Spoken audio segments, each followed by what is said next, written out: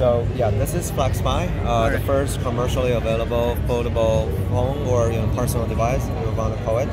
And it has an 8-inch size display. Okay, an 8-inch display. Yes, so when you fold it, it turns into a phone form factor. Oh. And you have your usual interface on there.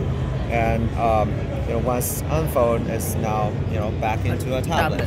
Wow. And the main point of this device is when 5G comes in and the bandwidth increase again, and people will naturally want to see a larger amount of information. Right. Maybe the app, the ecosystem is going to change again.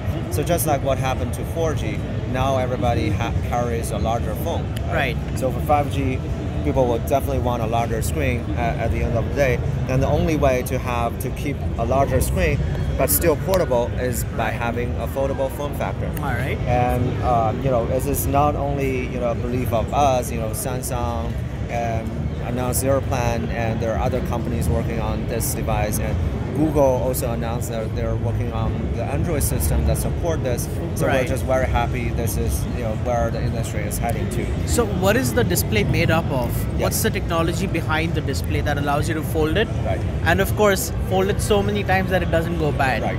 The display is a flexible AMOLED display. All right. And unlike the rigid one, there's no glass. No glass at all within the structure. Everything is plastic here, and a lot of functional layer.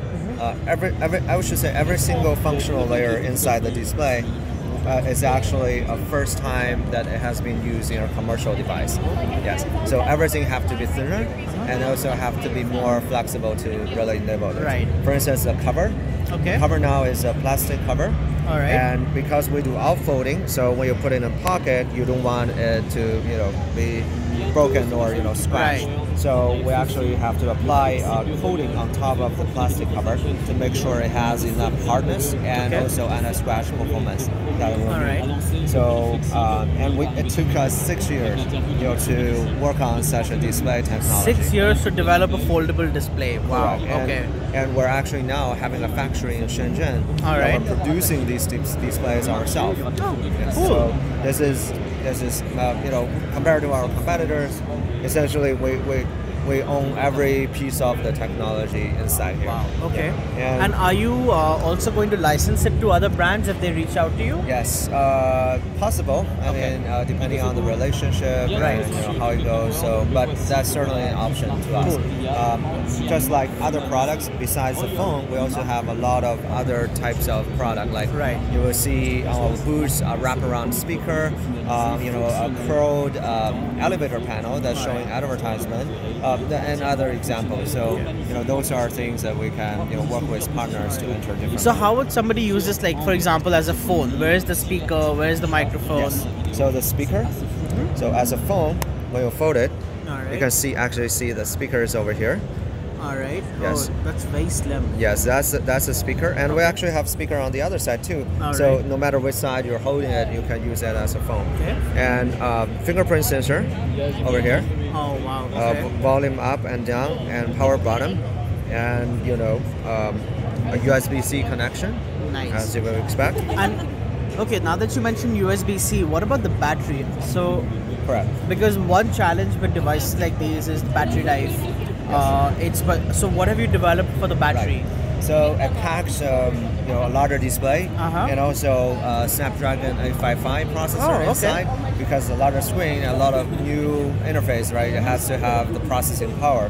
So for all that, we need a good battery to support. Right. So it has a 4,000 milliamp battery inside. So you will expect a normal battery lifetime as for any normal cell phone. And there are other features associated with it. For instance, if I use it as a phone, and I can have the other side of the display on, or there is an option to actually turn it off to save battery. Okay. Yes, correct. So what about the camera? I noticed that there are 3 cameras over here. Oh no, actually two cameras and a flash. So it's a dual camera setup, 20 megapixel, and a telephoto camera. And the thing is, you can now use it for normal photography. And also for selfie. So you don't need a secondary camera for selfie anymore. Oh, okay. Yes. And another fun feature I want to show you. So this is why, if I want to take, a normal photography, I'm using the dual camera, and because now I have screen on both sides, I can turn the other side on, so the people I'm taking photo of can actually see himself or herself. Oh, nice. So this is one fun feature we're trying to develop. With and when you take the display. selfie, you just turn the phone around. Correct. That's amazing. Yes. So a lot more fun features. It can be enabled by the dual view display. All right. And we have a developer program that we invite developers around the globe to join us. All and right. take a hold of the hardware, software, to see how it can be used, and differently. Okay. And and Android again.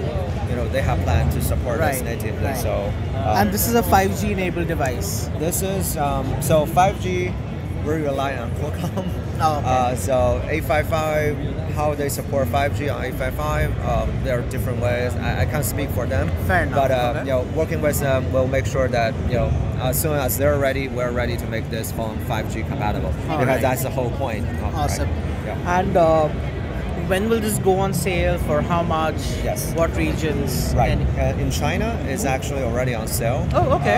And we're just fulfilling orders in the orders that we receive them. Okay. And but elsewhere in the world, we have to work through local carriers. So Fair enough. taking a bit of So time. how much does it cost in China? Right. It's converted to about $1,300 US. $1,300 US. Yes, Wow. so it does have a premium added to it. Our screen is, it's the first of this kind, Fair so enough. there are some premium. And there are actually competitors that also have the plan. There Okay. are already news release about the price range. They're actually targeting even at a higher price range, Right. at 1,800. So it would take a bit of time for such new technology to eventually, drop in price once the volume is up. We're just happy we're on the very front of this new trend. All right. Yeah. Thank you so much. Thank you so much. Yeah.